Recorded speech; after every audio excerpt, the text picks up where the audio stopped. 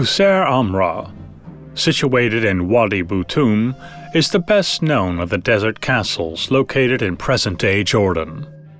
It's also considered to be one of the most important examples of early Islamic art and architecture. The palace, located near the 1,300-year-old trade routes, was included on the UNESCO World Heritage List in 1985.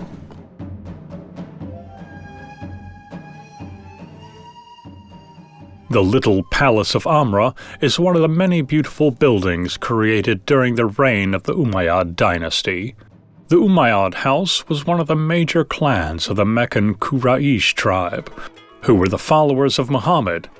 Caliph Osman, one of the rightly guided, was of Umayyad origin.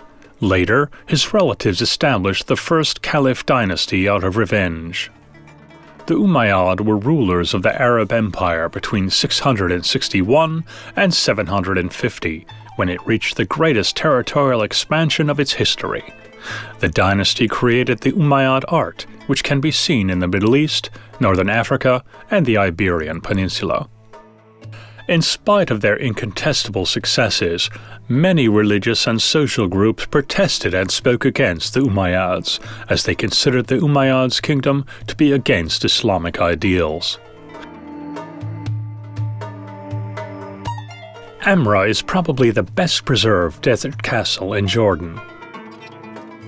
The most important buildings of the castle are the three-naved reception hall, the oldest bath of the Islamic world, and a well house.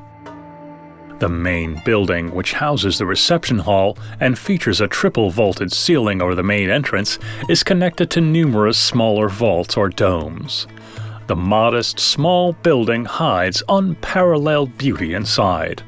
The walls and ceiling are covered with beautiful frescoes, considered the most significant wall paintings of the era.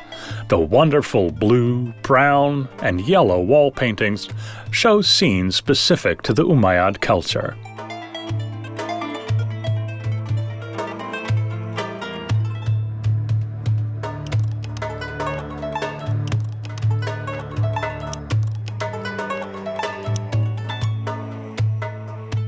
In the rather Byzantine reception hall painting, the Caliph is shown sitting on his throne. An image known as the Six Kings depicts the Caliph with other regional rulers as they bow before him. 4 of the enemies of Islam appear on the fresco: the Byzantine Emperor, the Hispanic Visigoth King, the Sassanid Emperor, and the Abyssinian Negus. They were all defeated by Walid I, and this painting also proves that the Caliph ruled over them. The other paintings show several scenes which help us understand the everyday life of the Umayyad era. Among the usual bathing and erotic snapshots, political and hunting scenes appear.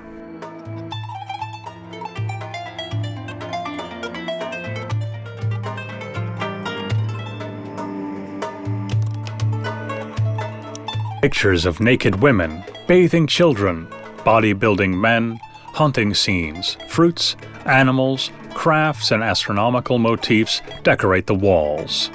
They also depict a mammal of the Middle East that has been hunted into extinction.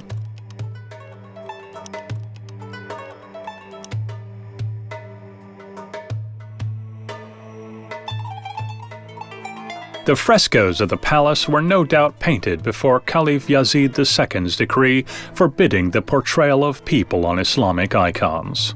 Although the Quran doesn't explicitly forbid the portrayal of people and animals, later religious documents set this prohibition in stone.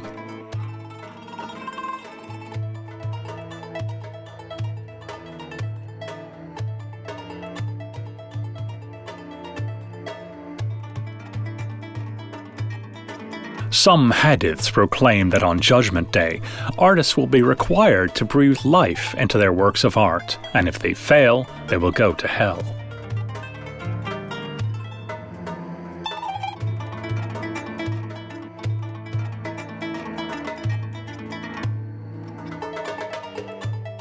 It's a great loss that many of the Arab world's wall paintings have fallen victim to the destruction carried out after the ban on the portrayal of living things.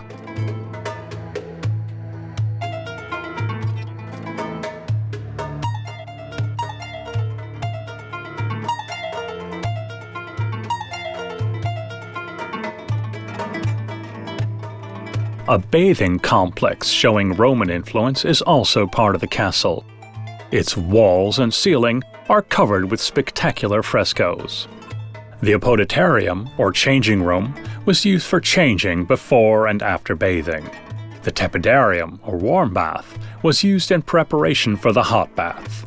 Presumably, just as in ancient Rome, this was the room where people spent most of their time just relaxing and talking.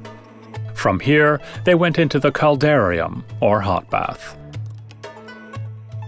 The painting on the dome of the caldarium is very special, as it's the earliest existing representation of the sky painted not on a flat surface, but on a concave three-dimensional surface. Here we find the constellations of the Northern Hemisphere, which demonstrates serious scientific knowledge. The signs of the zodiac. Like the other desert castles, the floors of Amra are covered in Byzantine-style mosaics. Sadly, the palaces built during the Umayyad era are all in ruins today. That's why this well-preserved bathing place with its only moderately damaged decorations is so exceptional. After the fall of the Umayyads, the deserted castles became uninhabited, and even those that survived fell to the great earthquake of 746, and were gradually ruined due to lack of maintenance. All castles except one were built in the shape of a citadel with protective towers along 70-meter-long sides. Rooms were situated around a central courtyard. Researchers believe that the Amra we see today is just a fraction of the former building complex. They think that the buildings visible today are only the last remains of a much larger 25-hectare enclosed estate of fertile land. There are also traces of an ancient dam and garrison in this area. One thing is certain, the almost 1,500-year-old desert residence, decorated with fantastic frescoes, is a real gem from the era of the almighty caliphs of the wonderful East.